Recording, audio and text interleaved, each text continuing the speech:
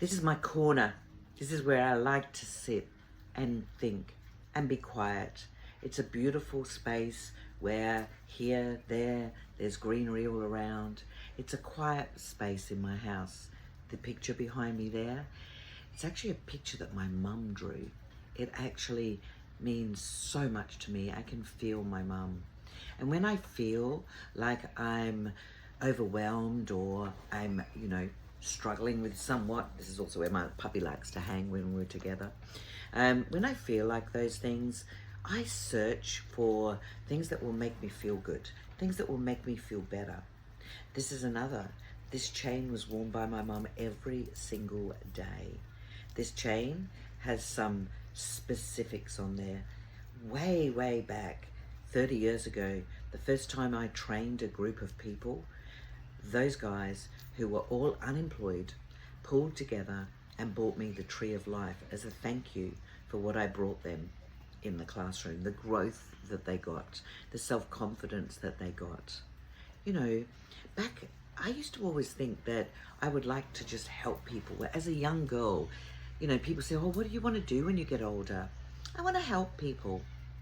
And any time I've gone and spoken to a clairvoyant or, whoever it might be, they've always predicted I would be a teacher. And I was always like a teacher. I always related that to being in school. And it wasn't until I split my marriage and I'd been running my own business for all those years for 22 years, that I actually realized that I had a skill to motivate and encourage and set real, true realities down for people. I started having aspirational conversations with disengaged youth. I started working with women who had come out of incarceration, who had come out of drug abuse, drug use, substance abuse of any kind. And I suddenly realized, oh my goodness, speaking the truth to people, helping people really hear what they're saying, turning things around for people so that they could get it, that was a gift. And you know what they say? That when you're doing something that really is in your life purpose, you don't actually feel like you're working. And that is true. And where I have landed now is in a space where I am mentoring women in a different way. This is very different for me. This is right out of my comfort zone.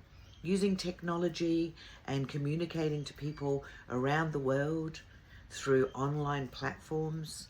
Very, very different. But you know what? I am on purpose. I am in my element and I love my work.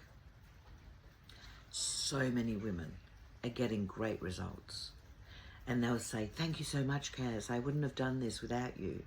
Well, my part in it is to listen to what you're saying.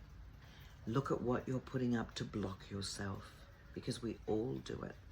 Self-sabotage and blocking happens for all of us. My job as a mentor is to say, hold on a minute. I think that you're preventing yourself from bringing in and attracting the love that you want. Hold on a minute. Why are you hanging on to that? You cannot feel sad for something that you never had. And you never had that person in your life. You only just met them. You've only just connected with them. So looking at ways that we can quickly change that mindset that drags us down and turn it into mind flow. I do something called the reality ratio. And in that, we look at what is the evidence and what is the assumption. What are you assuming? Oh, he didn't call me back. Oh, he didn't like me. I'm not good enough for him. Hello? You're assuming that. The evidence is he didn't contact you back, but you have no idea why. So don't get stuck in assumptions. Just look for facts. If you want to know why somebody didn't contact you, send them a message and go, hey, I was expecting a call from you. What happened? And if they don't respond, then great. It's like Mel Robbins says, I love that book, The Let Them Theory. She says, let them. I only read that book, a year ago when it first came out. And I could not believe the fact that this was something that I was always stuck on as well. You know, when she says, let them think that, let them do that, and let them not respond, and let me find someone else who does want to respond. And this is what the world of dating is about. It's about, it sounds cold, but thank you, not for me, and next.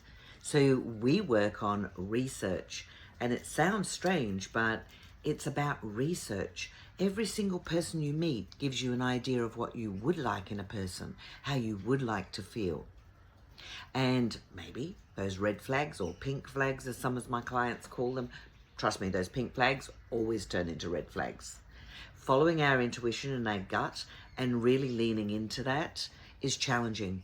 We've made so many mistakes in the past, attracted the wrong people, or that person didn't seem who they were once, you know, they were like this when I first met them and then they turned to this. I keep attracting the same people. The reality is that until you actually get clear, total crystal clarity on who it is that you would like in your life, not the actual person, but the qualities, the characteristics, the behaviors of that person, and zone into how you want to feel, until you create that visualization of exactly what it is that you want, and like I said, how you want to feel, until you do that, you're going to keep attracting people that are coming to you with the past. So I say to people, do you want to attract new people from how you were in the past? Or do you want to attract new people from how you are today? And that's the key. Let's get clear on who you are. Just take a moment or two and really sink into, in your quiet space, using things that make you feel good, and just sit and focus on what you want. Paul McKinnon was recently saying in his book, Powerful Manifesting, sit for 5 minutes a day and visualize what it is that you want and really feel that. It's an art. I love Paul McKinnon. I love hypnosis. My brain is so busy, I need some help to retrain it. So if you'd like to know more about what I do, subscribe to my channel. You know, connect with me, DM me. We can connect through a one-on-one. Or you can come to one of my masterclasses. I run them regularly. Why do I run them regularly? Because we all need new messages. New messages and new concepts help us change the way we are from what we've been doing in the past that's habitual to new, fresh things. So, check out what I do. I love to chat with you further. You could even put a comment down below. When have you really changed the way you think? And how did that affect the situation or the circumstances for you?